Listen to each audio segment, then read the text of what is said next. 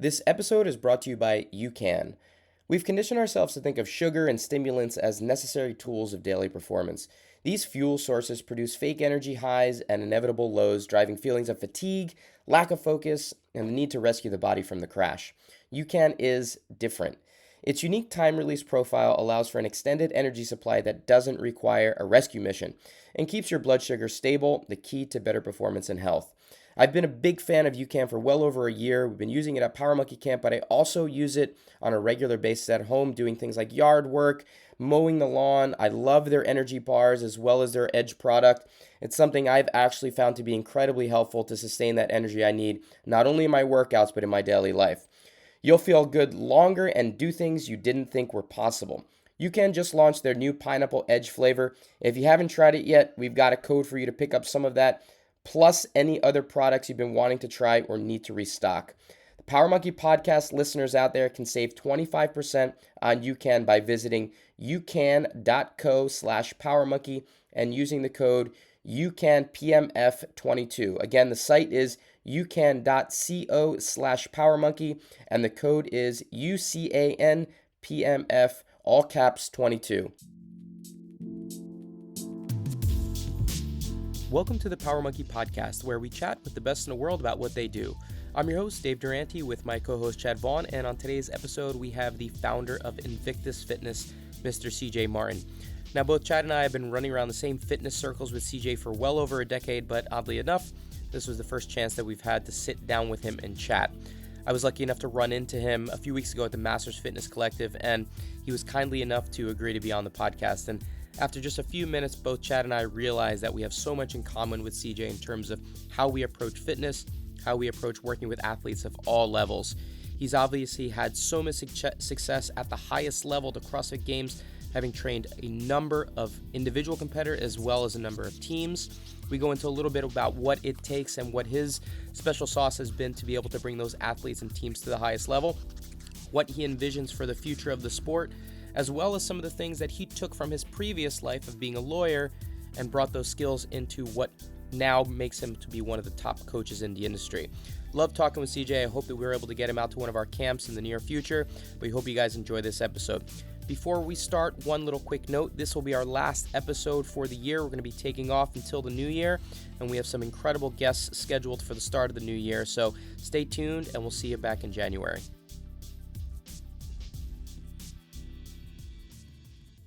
All right. Well, CJ, how you doing, man? Thanks for taking the time to be with us today. Yeah, thank you. I'm stoked to be on. Yeah, I know we've been trying to get you on for a while, and I think it was just a month or two ago that we actually had a chance to. I know we've in passing seen each other over the years, but we actually got a chance to say an actual hello for the first time at Master Fitness Collective just a short time ago. Yeah, that's right. Yeah, it was funny. I mean, we've kind of run in this peripheral circles, and so many mutual friends, and just never had directly linked up. But yeah, I was really excited out at Masters Fitness Collective, see you guys there, and grateful to be on and get to hang out and spend some time with you. Absolutely. And just while we're on the subject of the Master Fitness Collective, you have a pretty big kind of influence on the programming and a say in what happens with that. Can you tell us? We love Eamon, we love those guys, and we want to see that event really do well. I'm curious, kind of what your kind of take is on the event and how you got involved with it.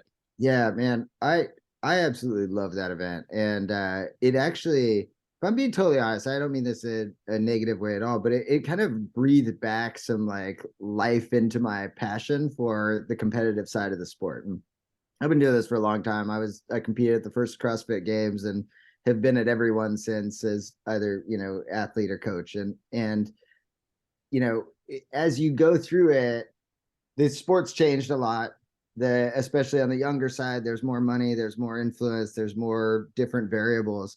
And what I loved is, during COVID, we train a ton of masters athletes. And during COVID, when they said, masters wouldn't be competing at the CrossFit Games, I had these guys that had been busting their butts for years, right? Not just months, not just that season, but years before.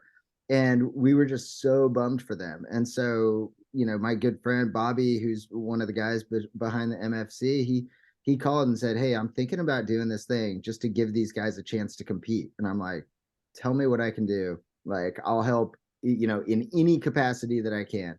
Um, and so that's how it kicked off. And it was just kind of at that beginning stage. I flew out to Fort Wayne in, April of 2020 or something, and which was wild because we were coming from San Diego where nobody could go anywhere, and you fly through like Dallas Fort Worth Airport. You wouldn't know anything had happened, and then Yeah. you get to Indiana. It was like, a little bit of a mix between, um, but yeah. So we looked through the venue, started planning out logistics, and then they asked, hey, can you help us create some workouts for this thing? That's awesome for me. That's in my wheelhouse. But really, in addition to that, it's just kind of anything that they need. I've been out there every year. Last year we were short judges on the swim event, so I'm running around, sprinting around, telling people that they didn't make the cut, which was hilarious because that's not a good thing for a competitor. But I'd like run over and I'm like, "I'm sorry you didn't make it," and they're like, "Oh, thank God." It meant that they didn't have to run another or swim another interval. So they were all really pleased that they didn't have to keep going. I love this idea that the master community is getting more opportunities. And I mean, there's such a huge part of, it's not just the games athletes that are on the podium that I think people should strive to be like. It is that longevity aspect. And I appreciate that you've put so much kind of interest and a wantingness to kind of help out that master community. We see it with camp, the number of people that come and just want to continue to get better in their 50s or 60s or 70s and beyond, just saying like, this doesn't need to end when, the competitive world says you're a master's athlete at 35 or 30 now in some cases. This can be something you continue to do. So whether it's the Master Fitness Collective, it's the IFFF, it's the Legends, whatever it is, there are so many more options. And I think that's such a great thing for the community. Yeah, and I think for me, I mean, the two reasons I said kind of breathed back some life into this for me. I started CrossFit before there was a sport, right? And for those of us that were around in 2006, and we were doing this because we wanted to be better, right? And it wasn't about, hey, can I make some money doing this? Can I get some Instagram followers or anything like that? And so when I look at the masters community, yes, there's a longevity. I'm also 45 now, so I think I relate better to that crowd in some respects, but also it's like these guys aren't doing this, for reasons other than they want to push themselves. They want to feel challenged. They want to have a goal to strive for, and they're not doing it for any other reason. And that to me is the pure heart of the CrossFit community. It was, hey, we're all going to do something really hard together.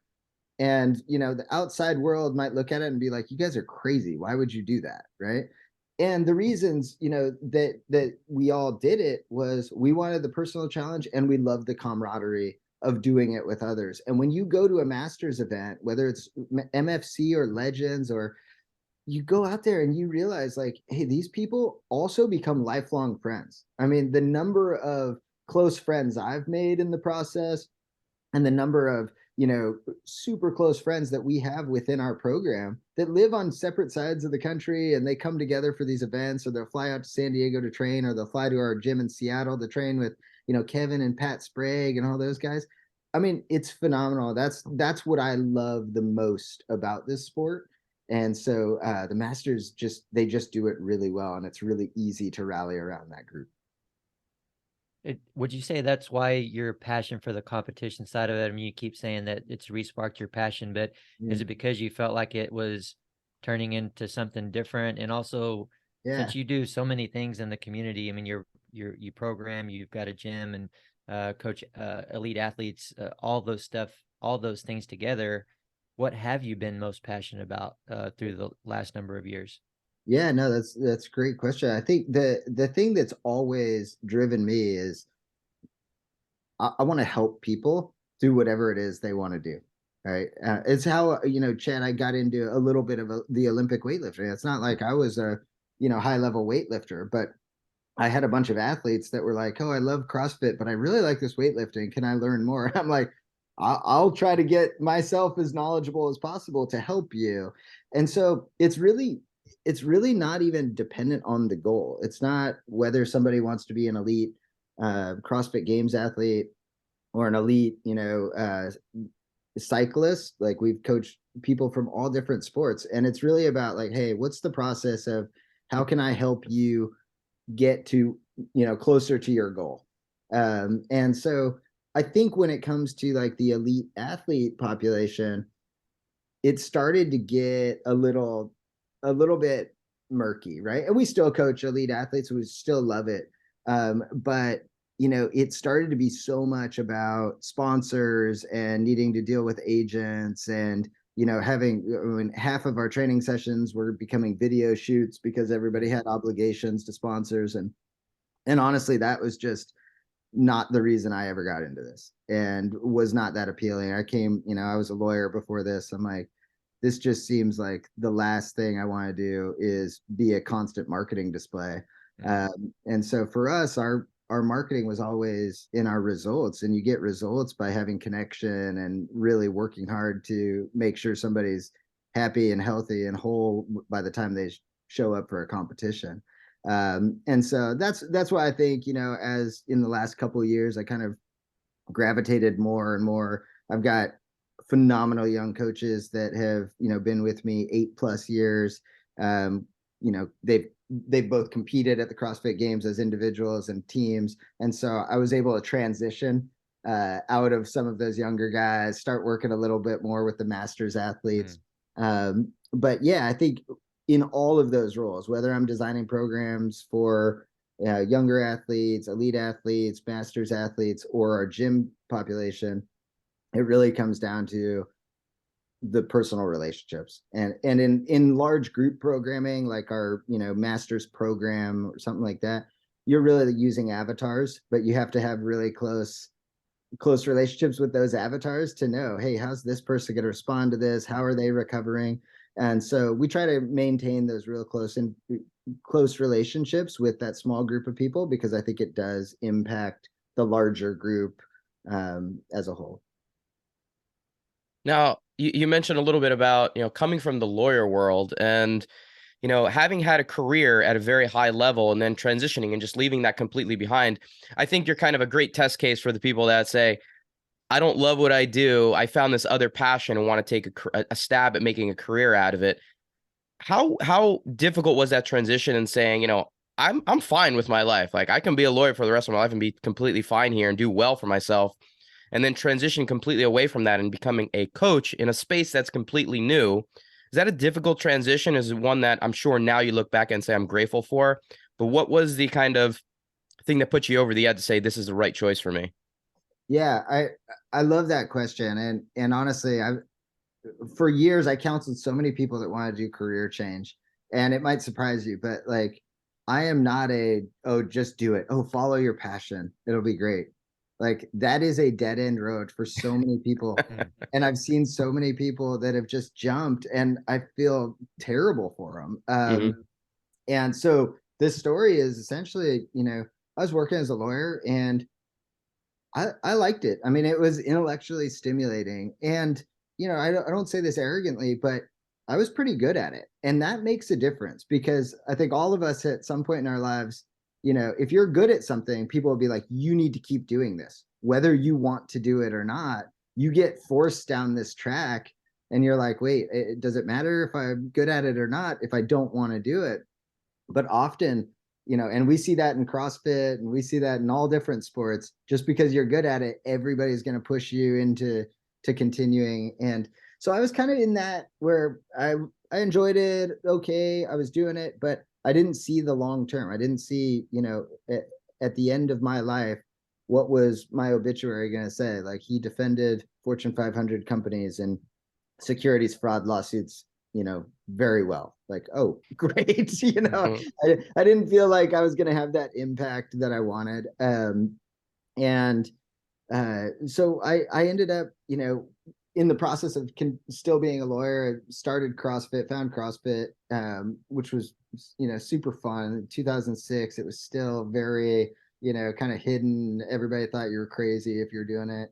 And I just realized I loved it. But then the gym owners moved away, and I basically said, well, hey, give me the keys, I'll open up, right? And people can work out at 6 a.m. when I'm there. And that turned into, eventually, like after a few weeks, you realize, oh my gosh, nobody knows what they're doing. So now I can't work out. I need to stop and help these people.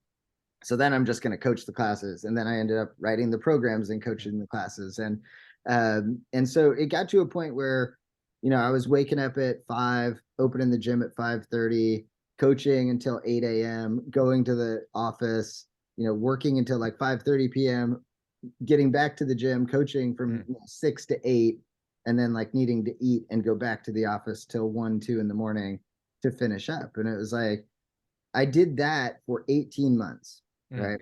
And for 18 months, and I nearly killed myself in the process, right? Adrenal fatigue, like blew out my back, on a warm-up deadlift, like just absolutely destroying myself. And it kind of just came to the point, like, if I love helping others so much that I would, run myself into the ground, maybe I just need to focus on helping others, right? And that was the point that I, and we were doing it for free, not just myself, but there were, 3 other coaches. We weren't like doing this and getting paid by the gym owners that had moved.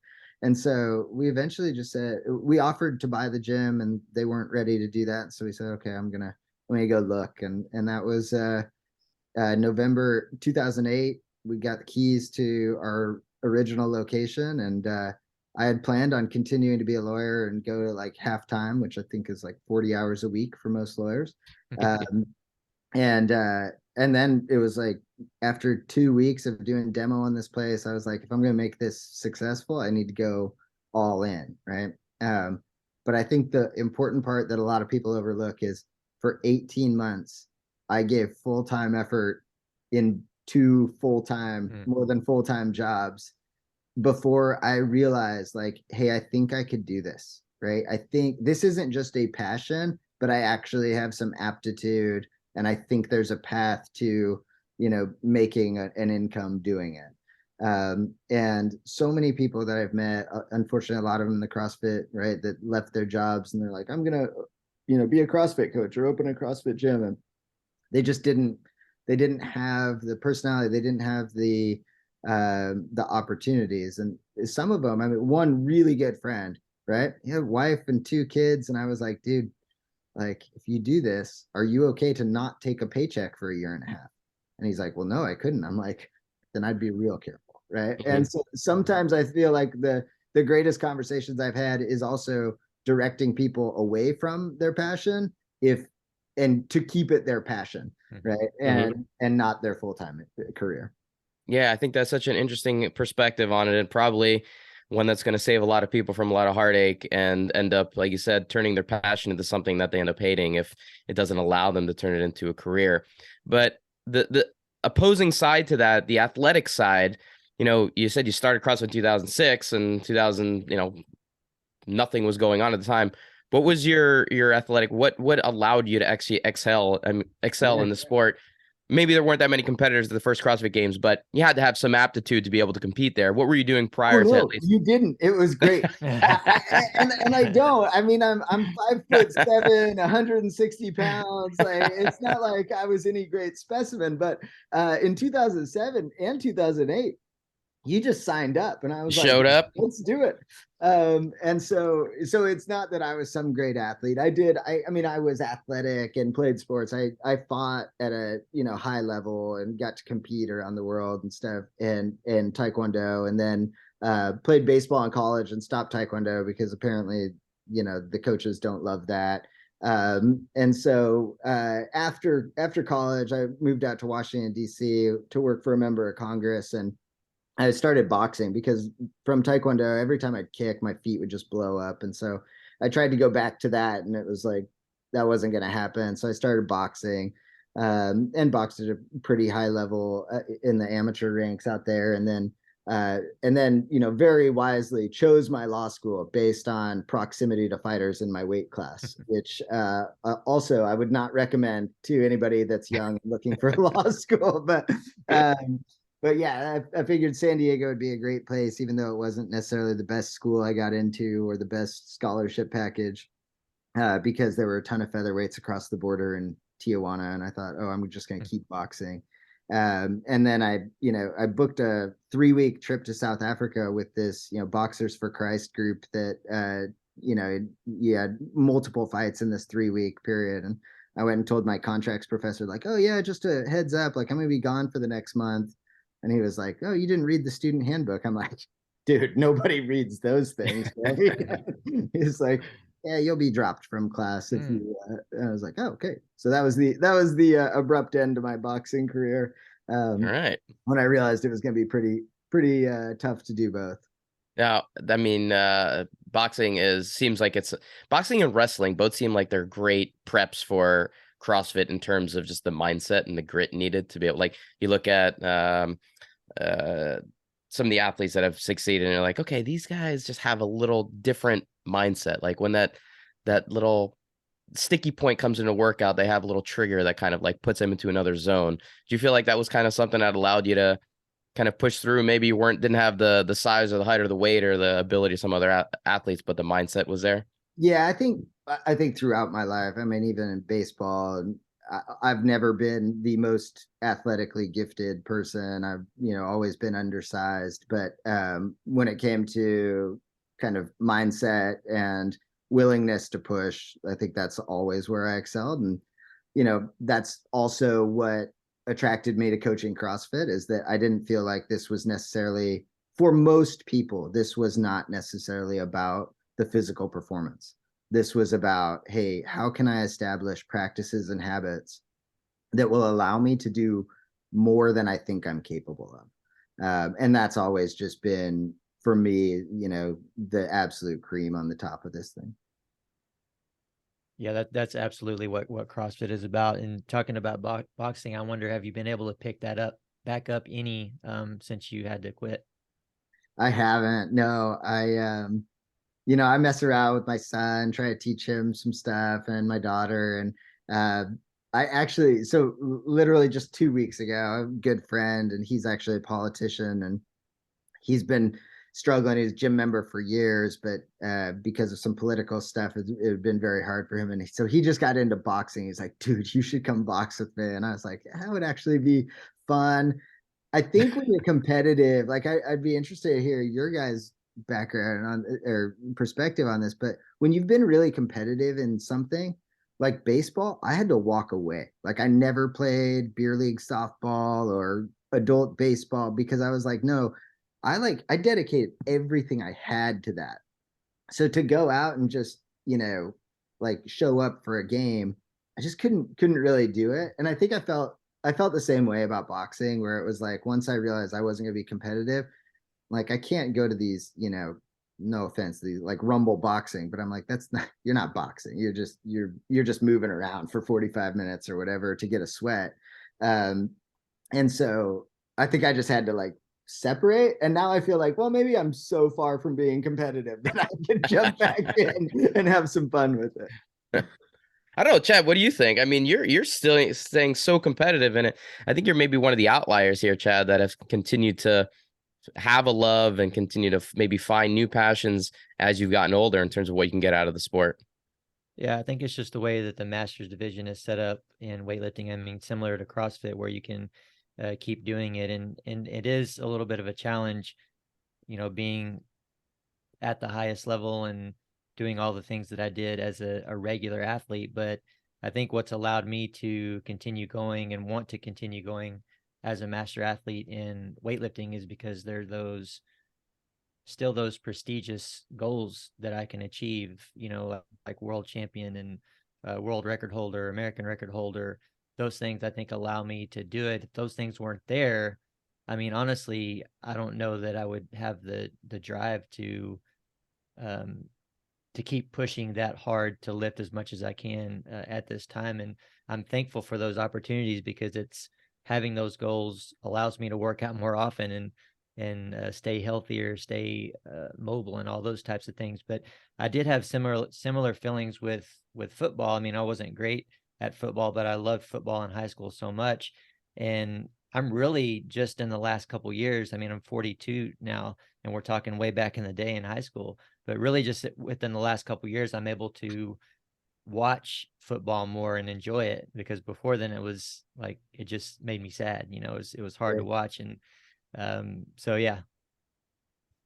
Yeah, I think if we ever had a Gymnastics Network Masters, I've been trying to kind of get some older, interests in the sport, and CrossFit has definitely done it, but I don't know what that would look like. It would be like, can you hold a handstand for more than 20 seconds? Yay. It's not like, it drops off pretty precipitously when you go from what people are doing at the Olympics versus what Masters gymnast is able to do. So it's not like the amazing immaculate lifts that you're still able to do, Chad. So I don't know what that would look like on the gymnastics side. I mean, I'm telling you, that's why a lot of gymnasts are competing in weightlifting. I mean, they just transition into masters weightlifting. That's true. Actually, there are a ton. And they You look at Jake Dalton, you look Steve Legendre, you look at Gluckstein. There's been so many gymnasts just from the power monkey world that have transitioned. And I'm not saying I'm not getting any kudos to weightlifting at all. I'm just saying that it's more it just seems to have happened that way. But I feel like I was coaching mostly on the youth and junior side for weightlifting, and I mean, my gosh, at least on the female side and some on the male side, it felt like 90% of the female lifters for sure were coming from a gymnastics background. Yeah. That's cool to see. That's where the breeding ground is coming from. That's where you guys go do all your scouting. Now, CJ, I want to get back to the coaching side of things. And obviously Invictus has been around for so long and is such an entrenched institution within the CrossFit space in terms of creating high-level athletes across the board. And you mentioned the master side and the regular gym programming for your members. But what would you say is something that separates Invictus versus the incredible, it's been an explosion. Over the last maybe 5+ years, there's been kind of an explosion of these gyms around the country where athletes are flocking to train together. And you and Jordan and I were talking about this prior to the podcast. You on the West Coast and probably Ben with New England on the East Coast are probably the originators of this. What would you say is something that Invictus that stands alone, or that allows Invictus to kind of stand apart from some of the other competitors out there? Yeah, I think for us, it's always been about relationships. And that is true. And there's some other groups that do a great job, but they normally do it through like one-on-one coaching or personalized program design. We've certainly done that we've done that since 2008. But I think that what makes us a little bit unique is even in our groups, like our master's program, for example, which has, a lot of people on it.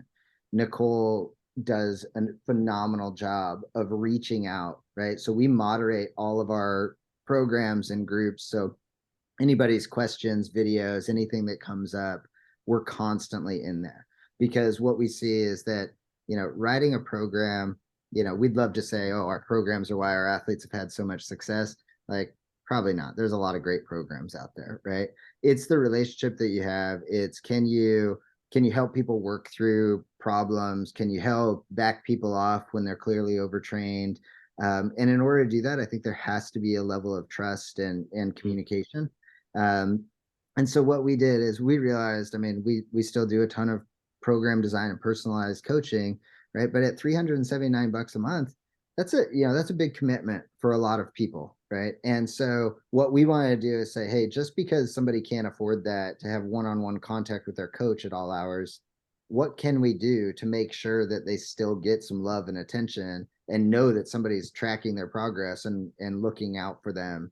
And so we just basically threw a ton of caring coaches at the moderation process, right? So that when people upload their results and ask questions and stuff, there should be a coach on there every few hours to go in, answer questions, and make sure they're keeping connections. And our community is then likewise really grabbed a hold of that. And, this is both in the gym and online, is that what we view is that athletes are also responsible for creating better teammates, right? That the people that train together in the gym are constantly trying to make their teammate better or their training partner better, because they're going to improve by virtue of everybody around them, keeping the pressure on.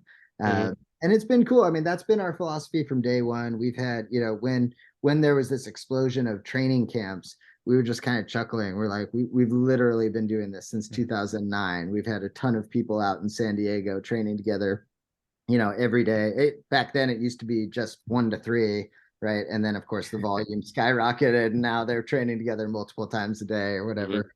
But and that's also where the fun is, right? It's that camaraderie of, going in and being in the gym with your friends. And when you're having a crap day, but somebody else is feeling good, you can't fall too far behind. And it was cool because I had a chance, working with Nike over the years, I had a chance to go up and observe Alberto Salazar's Oregon project, right? And they've got Galen Rupp and Mo Farah and all these phenomenal Olympic runners. And I always wondered, like, how do they do it, right? Because there was always a part of me that's like, oh, maybe we need more specificity, and everybody needs an individualized program every time they come into the gym. And I went and spent a week, and they all do the same workouts. And I asked Alberto one day, I'm like, hey, out of curiosity, like, what percentages are they going today, right? And he turned and looked at me and goes, well, Mo's trying to beat Galen, and Galen's trying to beat Mo. I was like, roger that. There's your pace. and that said, there was some, right, like the next day, Mo had like a little cough, and so he was running 800s instead of 1000s, right? But then after the third one, Mo came over. He's like, hey, coach, I feel fine. I'm just going to run the 1000s, right?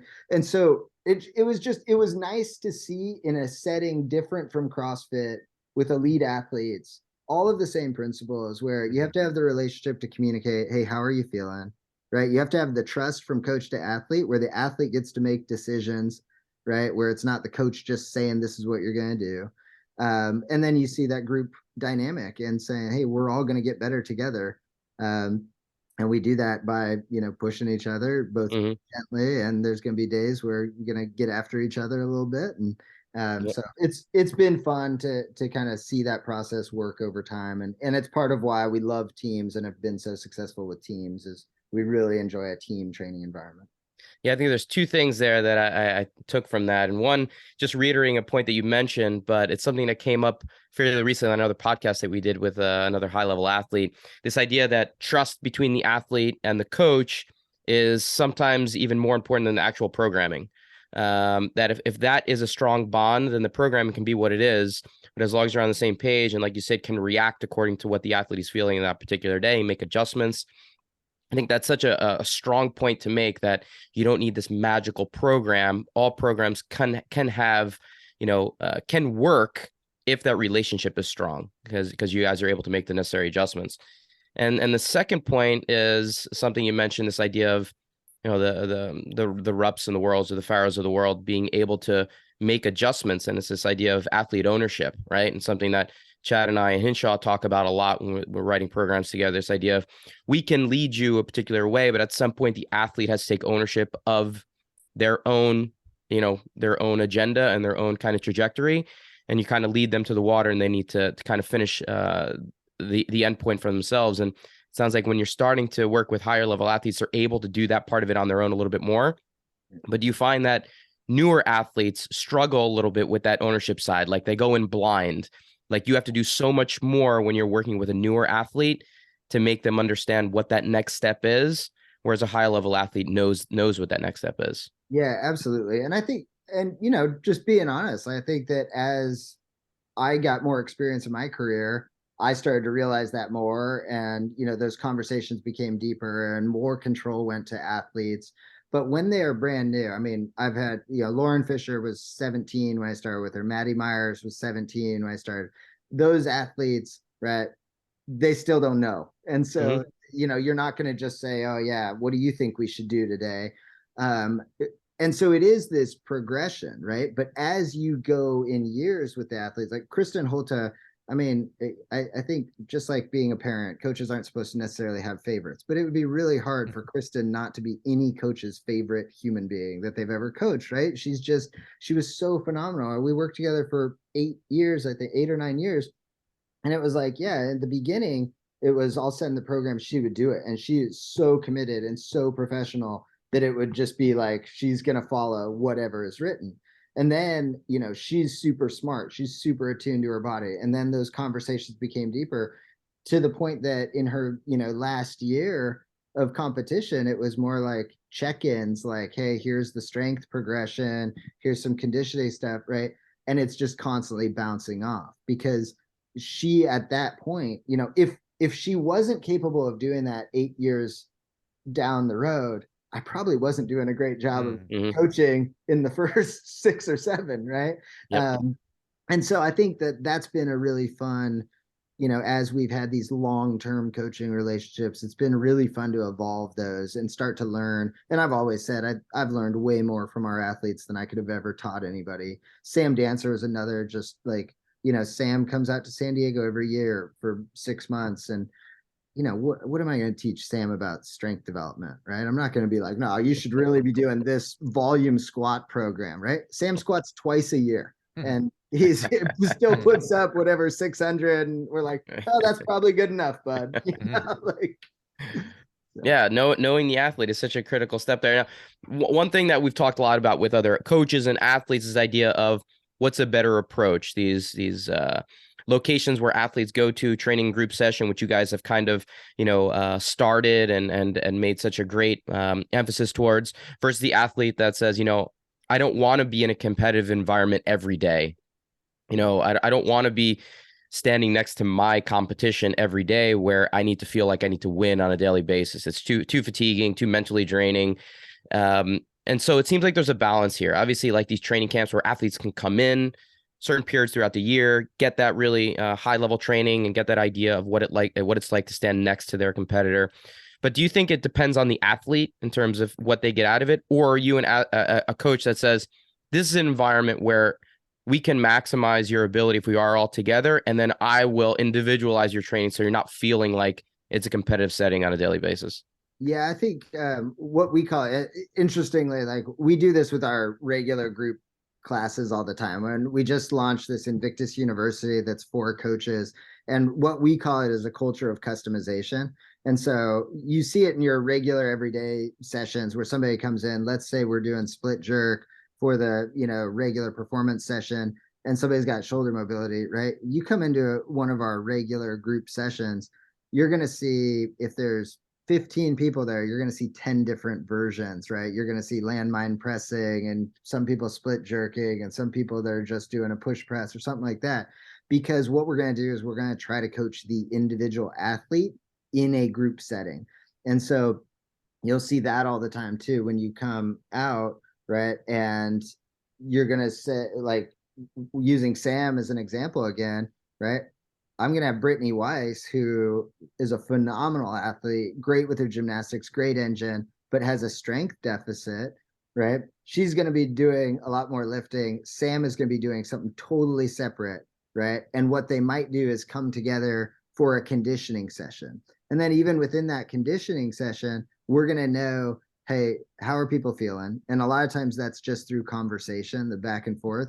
And then there's other times where it is programmed in. With Kristen Holta, she got to a point in her career where she was like, hey, I got 2 days in me, because when she goes all out, she goes all out, and she can't tap that more than. And so we would say, like, in the program, it would be highlighted, right? Like, and this is, even while she was in San Diego, it was like, hey, Monday, I want you to take this one by feel, take it easy, right? She might go 85%, and somebody might beat her, and nobody cares, right? Like, but then Tuesday, if that's her high power, high octane day, like, everybody else probably better watch out. she's gonna hammer it. And so, yeah, we try to modulate that. And a lot of times, even with the program design, which we had to do when people are remote and like picking those days, I mean, you guys know, as athletes, you might have your like 100%, hey, this is a compete day, and you show up at the gym and you're just dragging, right? And that's where having athletes in front of you instead of remote, right? That quick conversation, like, oh, hey, how's it going today? And they're like, pretty good. You're like, oh, okay, let's figure this out. We're gonna erase this off the board. Yeah, exactly.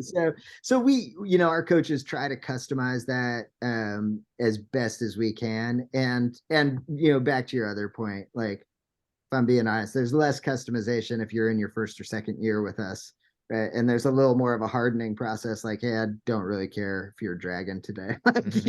Go. But those are normally young kids that aren't experienced. But when you've got, more veteran athletes that are coming in communicating, you can tell that they're more attuned to their body.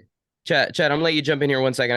I find this to be pretty interesting and kind of a fascinating conversation, because it's almost like cracking the code around one of the biggest sticky points when it comes to being a great CrossFit coach is, how do you customize within a big group session? So you're mentioning that the Invictus University is not just for your high level athletes, but you do it with your classes as well. Yeah. In fact, like, I mean, I won't go on too much of a tangent, but all of our whole philosophy, like I said, we started before there was a sport. And so like when we opened Invictus in 2008, one of the first sessions we had was called a weight management clinic. It was for people that had more than 50 pounds to lose. And we said, hey, the foundations, the pillars of this program are education, support, and encouragement. Education to tell you how to train correctly, eat correctly, all of that. Support, because we knew that there had to be outside professionals, whether that's body workers, psychologists, whatever, to help crack through some of these, and encouragement both from the coaches and from your peer group around you, right? In that same year, in 2009, I had a group of athletes come, hey, we want to go do that CrossFit Games thing that you guys did. Like, okay, cool. So we set it up. What did we set it up? Education, support, and encouragement. And so like all of the coaching principles that we've had, right? So when I talk about culture of customization, that actually started from our groups, because, my mom and dad were coming to the group, and let's say we had snatches on that day. I'm like, well, my mom and dad don't need to be snatching. They just want to be like lean and healthy and active. And so they would get something different, but that would allow them to do the same movement patterns as the rest of the group and have a workout that's the same time domain, right? And so we've always done that with our group classes. And that's exactly what we do with our elite level athletes when they train together. Mm-hmm. How long do you have a coach go through your program before you feel comfortable enough for them to be able to assess a group of 15 to 20 people and be able to say, okay, vast majority of you are going to be doing different pieces to this workout, not just what's written up on the board? Yeah, we've been super blessed. So we've had like internship programs, right? That while people are working, they might be working front desk, or they might just be shadowing. And those can be like 12-week programs, like the Invictus University. It'll be like a 12-week with ongoing moderation and stuff. But in terms of like, we've been super blessed because we started pretty early, because we had a reputation. Anytime we had hired, we would get a massive amount of applicants. And so we could cherry pick these really bright, already talented coaches, and we'd get them into the system pretty quickly, and they would do a great job for us. Love it. Yeah, I want to talk about remote coaching a little bit more. I know you're talking about coaching in person right now, and that's one side of it, but remote coaching is something at least a little bit different. When I first started doing a lot of that, I didn't want to do it because all I knew was, in weightlifting at that point, I thought it was better if you're in person, and it is. You can't take away from that. But I was very hesitant to do it, but I learned that it is a very legitimate option for athletes to improve. I mean, you can improve remotely, whether you're doing a general program or whether you're doing a customized program with video review. And so I wonder, for you, you've been doing this for so long, CJ, can you pick out one major mistake that you made with remote athletes that were more customized, that you were paying more attention to through the years, that has changed the way that you work with them? And then the same question for writing general programs, so athletes that just see a general program and you don't have as much communication with. Yeah. Oh gosh. I feel like, so much of it is individualized, right? I think the biggest thing that kind of came back to bite us repeatedly early on with the remote individual is, even though you have this individual relationship, often they see the program as gospel, right? And so I think that the biggest regrets is probably over programming, essentially, where it's like, we thought, oh well, this is the strength progression, and we know, based on some science and then experience with other clients, this should be good. and everybody reacts differently. And so we've, if an athlete ever gets injured, right, it's the worst thing that a coach ever faces, because you're like, damn it, like, did I, set them up? Were they not recovered enough to go at, that heavy that day?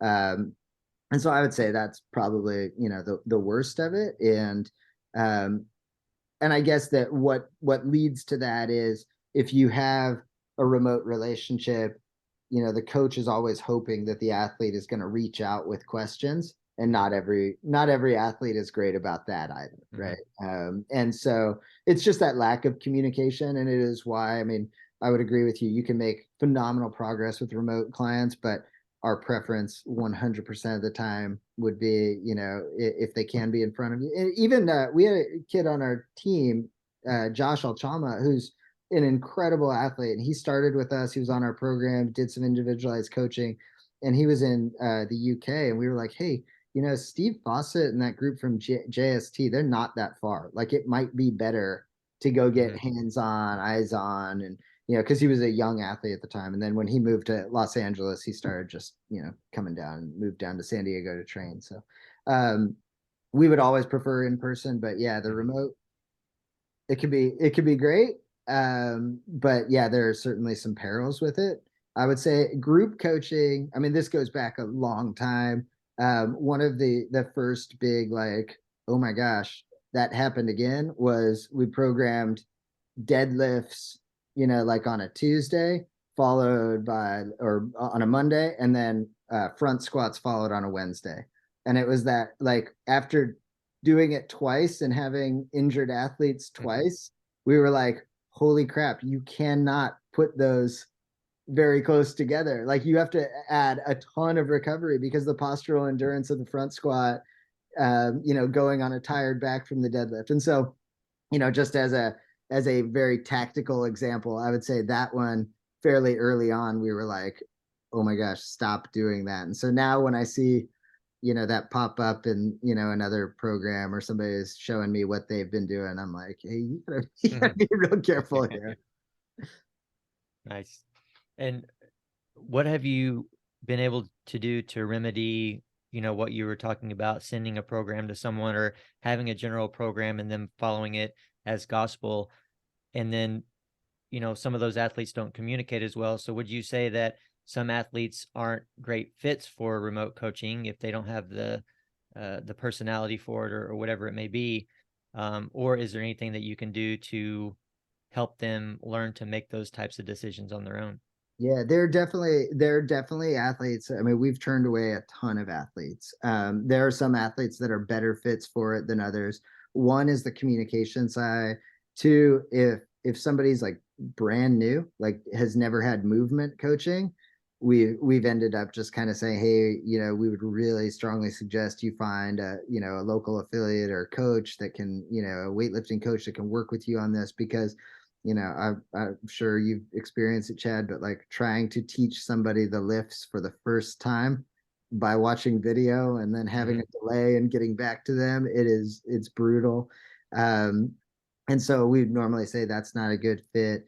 Athletes that are not attuned to what they're feeling, or can't communicate what they're feeling, we tend to struggle with that. So we'll often just say, see if we can find a better solution for them. And then I would say the other category that I think this has been, potentially we've lost a ton of really interesting athletes, but I really struggle with young teens and thinking that remote coaching is a good option for a young teenager, because again, to that communication point, and can they really tell you what they're feeling and how they're feeling? And a lot of these kids, and I love the ambition, but they want to layer volume and volume because they see these CrossFit athletes, and I'm like, the last thing I want to do is have a 14-year-old CrossFit athlete, that I'm sending programming to, and I don't know if they're recovering. I don't know if they're also going out and running on their own, which we've, had that, where it was like, oh yeah, I did those workouts, and then I added all these other workouts because my friends were doing them. And so I get a little bit nervous about about that young crowd. And so we've actually shied away, and it is tough because you see, some of these just absolute studs like Olivia Kerstetter and Paige Powers, and you're like, oh man, they're killing it, but I'm sure Ryan Grimsland. He was a CrossFitter before he really turned his focus, and Travis Smash had reached out and said, hey, Ryan's really talented CrossFitter. He does some lifting with me, but he would love for you to work with him on CrossFit. And it was just, to me, it was like he's too young. He's not like I want him to play a sport. And Devin Kim, who's been on our teams, and I coached 4 years of teen, right? I forced her to, like, I'm like, you're gonna run cross country, and then you can work out, but like you have to stay in school, you have to be involved with school, you have to do all these other things. I don't want such a one-dimensional teenager in a sport that doesn't have college scholarships. like if I knew you could get a college scholarship doing this, I might feel a little bit better on it. Yeah, I agree. Remotely, youth age is definitely the most challenging, and it's something that I would rather not do. And I think that brings us back to the master's age, because the easiest athletes to work with to me are the master athlete, and honestly, the older they are, the better. Yeah. Oh, absolutely. Because you have real conversations with them, right? And they're not afraid. They're not posturing behind some ego of like, well, I have to do this, or I'm not going to be able to keep up with my peers. Normally, they'll tell you, they're like, oh man, my kids aren't sleeping at night, and I've only been sleeping 5 hours. I mean, we had phenomenal female athletes at the CrossFit Games, but we're dealing with like some serious like menopausal issues and unable to sleep because of hot flashes and stuff like that. Well, we can't be like, oh, like that doesn't matter. Of course it matters. Like somebody slept 4 hours, they're supposed to go out and crush 3 workouts or something. And so I love that. Yeah, they're normally more honest. They're more candid, and you can kind of have a deeper relationship with those masters athletes. This is kind of an interesting conversation around the next generation of CrossFit athletes coming up, because I think, you did a ton of sports growing up. Chad, you played football before weightlifting, and I played a ton of sports. And I think our generation, we're more used to being well-versed in a variety of things before they started to specialize. And, this generation now is a lot more about specialization and like getting on a baseball traveling team when they're 10 years old and blowing out their elbow when they're 15, and then not knowing why they had to have Tommy John before they went to college. And CrossFit seems to be almost an antidote to that, in the sense that, you have to be good at so many things to be good as a CrossFit athlete. But it sounds to me, CJ, what you're saying is that CrossFit is a sport in the sense that if you're only doing CrossFit, even though you're being exposed to so many things, gymnastics, weightlifting, endurance training, getting on a bike, getting on a rower, getting into a pool, it's still not sufficient in terms of being exposed to enough. You would like a CrossFit athlete who starts at 15 years old to be on a traveling baseball team, or to play soccer, taekwondo, or whatever it might be. Is that sufficient to say? Is that the way you would like to approach it with a younger athlete? Yeah. And how old are your kids, Dave? 5 and 2. Okay, so you still got some time. So my son's 9, and I'm like, I think you have to diversify in sport, right? I'm such a proponent. So Istvan Yuval wrote Long-Term Athlete Development for the Canadian government. Like it's an amazing, like I suggest every parent or youth coach read it, right? But I will tell you, once you get into it, it is so hard not to specialize, right? Like my 9-year-old son, he loves baseball. These kids are really good. And my 9-year-old, sadly, he's like me. He's not probably the most athletically gifted kid. He's going to have to work hard, right? And then you see all these other kids in travel ball, and you're like, well, I want my son to still be able to go out there and, compete for a position and stuff like that. And so I just say that to say, like, as a parent, now I get it. Like this is way harder. Even if you know they need to be doing all these things, it's challenging. I can imagine gymnastics, like, God help you if you try to do something else, because those kids are going 8 hours a day. And if you're not one of them, it could be really tough.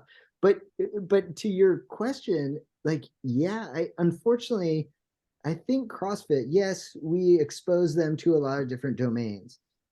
There's nothing that's reactive, right? There's not a ton of, lateral movement and transfers. So there's so many athletic qualities that we don't train in CrossFit, that we can't just say, oh, you're training for the sport of CrossFit, you're going to be well-rounded and free of repetitive stress injuries.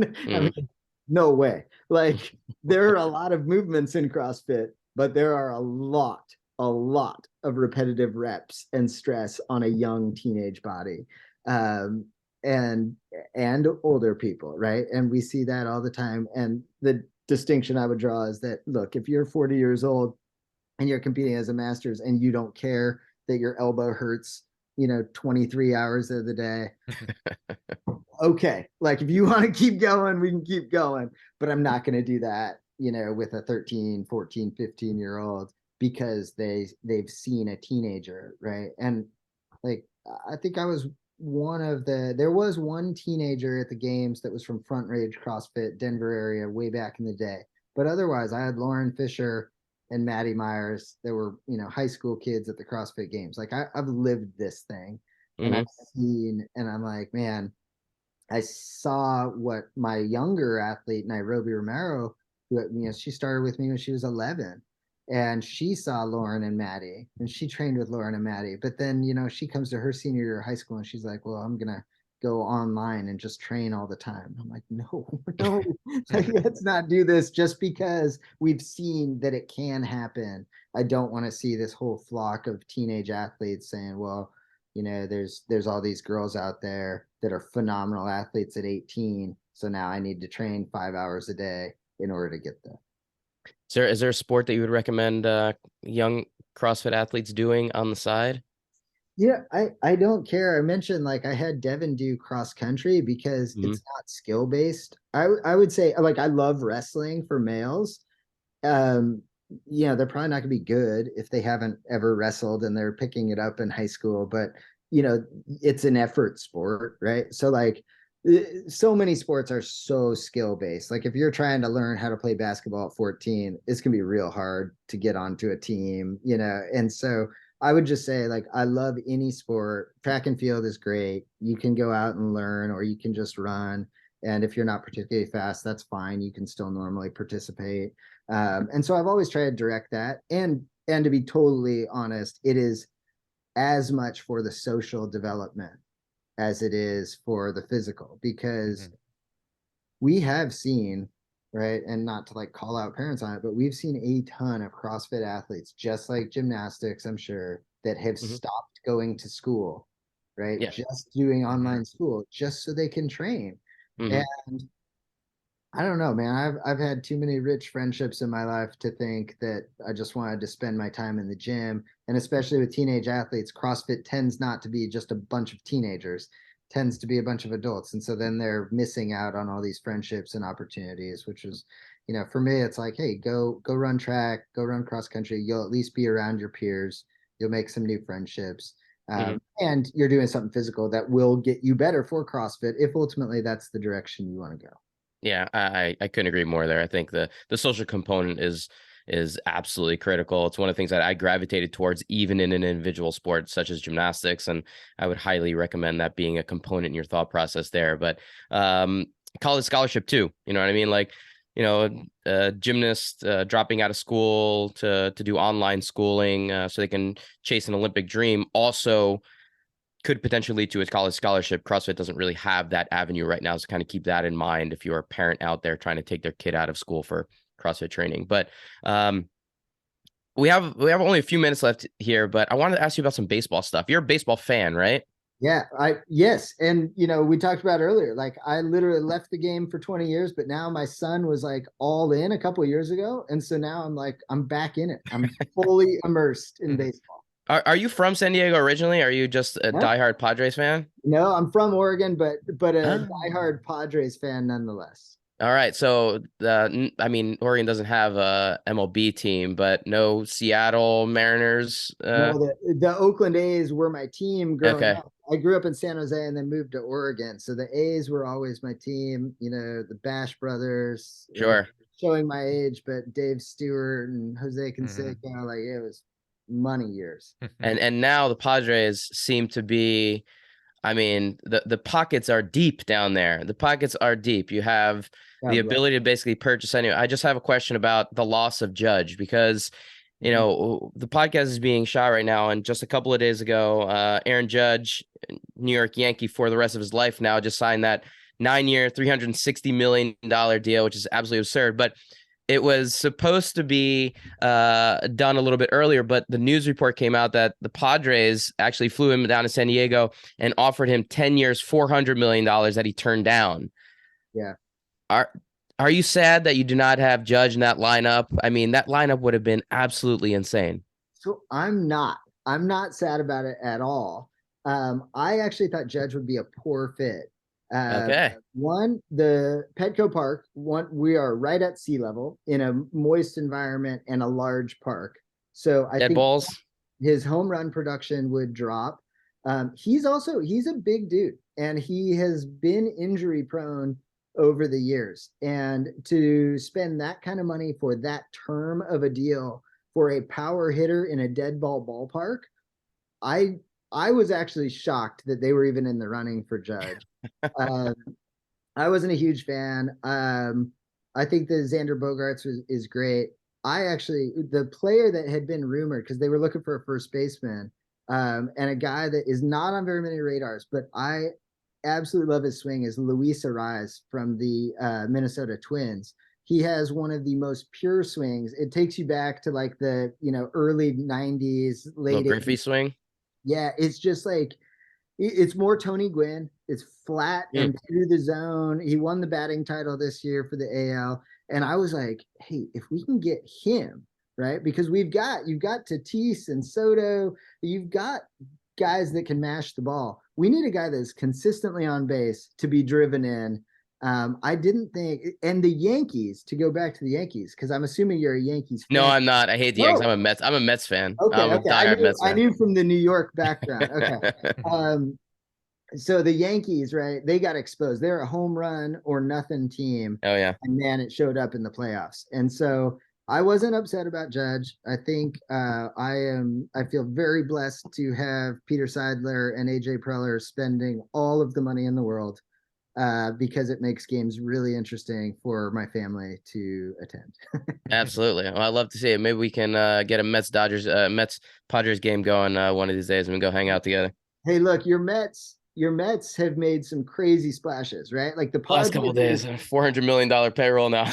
Yeah, the Padres are all in on the hitters, and the Mets are all in on the pitchers, and so nobody's going to want to go up against that staff. Well, they are an average age of about 48 years old, so we'll see whether or not they can hold up. But it is going to be an entertaining season. I appreciate you humoring me on the baseball talk. Before we get you out of here, a couple additional quick questions. First one, what sport or discipline you prefer, weightlifting or gymnastics? Weightlifting. Oh, that was too easy. Yes, that was quick. So quick. I will say, and I've seen Chad's stuff, and I love gymnastics. I'm just gonna be honest, is so far over my head. And like, I've never even pretended to be able to coach it. I'm like, hey, you need to learn how to do that. Okay, I'll find somebody for you, right? And weightlifting, I got exposed to from Coach Bergner down here. And it became an obsession because I was terrible at it. And I was often with Mike and Sage, and they would see things. And so I started recording everything, every weightlifting session, whether it was me lifting or anybody else. And I loved it because I could break down everything in video and figure out the angles and figure out what was happening and all of that. And so it became just a pure obsession of mine. So that was an easy one for me. I love it. That's fair enough. Fair enough. Another one in your bucket, Chad. I know I'll definitely take that one. And I never really sure, but I was confident that CJ was going to go that way. I think I remember hearing at least some of that story many, many years ago. I came to your gym 1 or 2 times for seminars. Maybe, man, when was that? Maybe like 2011. It's been a really long time, but yeah. So I remember hearing you talk about that before, and I'm glad to hear you still feel the same way. Heck yeah. Question number 2, any guests that you think would be good for us to have on the podcast? Maybe someone you've come across recently, or someone you think would be a good interview? Man, So many. So we have a podcast that Bryce Smith, a long Mm-hmm. time ago, he does, and we've had so many great people. The one that I'm, we can all go after him, right? But the guy that I really enjoy reading right now is Michael Easter. If you haven't read The Comfort Crisis, I would strongly suggest The Comfort Crisis.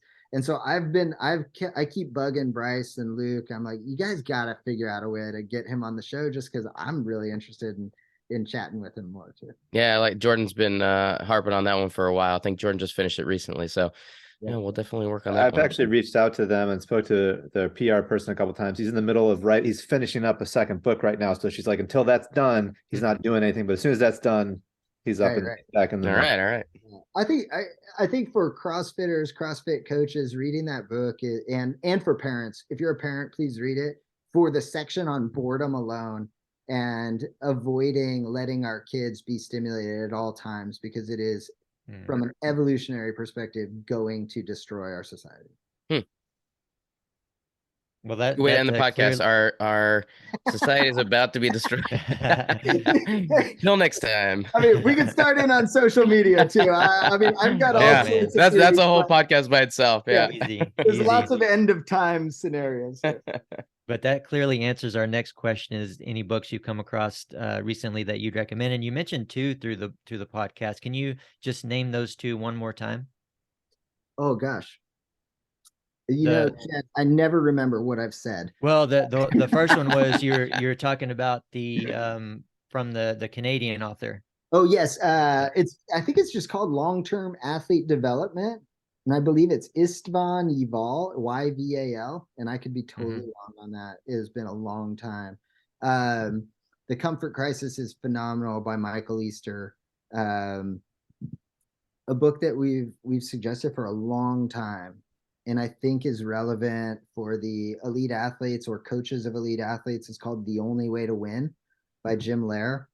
And just the quick synopsis is that performance, it is, if anybody's read Relentless by Tim Grover, it's probably the anti-relentless, right? And it's that, hey, you have to look at life as a whole and people as a whole, not just drive their performance. Because you might be telling somebody to climb the wrong ladder, and they get to the top and realize there's nowhere for them to go. Nice. Well, thank you so much for those recommendations. We'll add those to our list for sure. And man, it's been an absolute pleasure to see you again, to talk to you again. It's been close to 10 years, I think, since I ran into you, if maybe one or two times in between that point, but hopefully we can see you in person at some point. And anything you got coming up you want folks to know about, where can they keep up with you? Man, our website's probably the best. We try to deliver a ton of content, just CrossFitInvictus.com. We have social media channels, and my team does a great job with those. I stay as far away from social media as possible. So like the at CF Invictus or at CrossFit Invictus, whatever it is. I think, we're always cooking on something, whether it's Invictus University, trying to push out content for coaches, or we moved over a program to Fitter to try out that platform, see if it creates better engagement so that we can have more conversations with athletes. So we have a free month right now on Fitter for our Invictus Engine program. So yeah, you can find all that stuff on our website. Awesome. Well, I'll be interested to hear how you like Fitter. I'm just now starting to hear a little bit about that. So yeah, really like the team over there. Really responsive, and the thing that we've always said is, we started with a blog, and the nice thing about a blog was people tell you more than their results. And I don't love a platform that is only results focused, because we want to have a relationship. And if there's nowhere for somebody to say, hey, I was dragging today, hey, a lot of work stress or something like that, we can't coach them. We're just saying, like, great job, good lift, good, you went fast on that workout. Like, and I don't know, that too is too superficial for me to really find enjoyment in. Absolutely. Well, like I said, thank you for joining us. Awesome to chat with you again. And to our listeners, as always, we very much appreciate you guys listening in. Be sure to head over to powermonkeyfitness.com for services and upcoming events. Also check out our Instagram pages for regular teaching and technical content at Power Monkey Fitness, Dave Durante, and Ollie Chad. And on behalf of Power Monkey Fitness, we're your host, I'm Chad Vaughn with Dave Durante. And until next time, guys, thank you all for listening.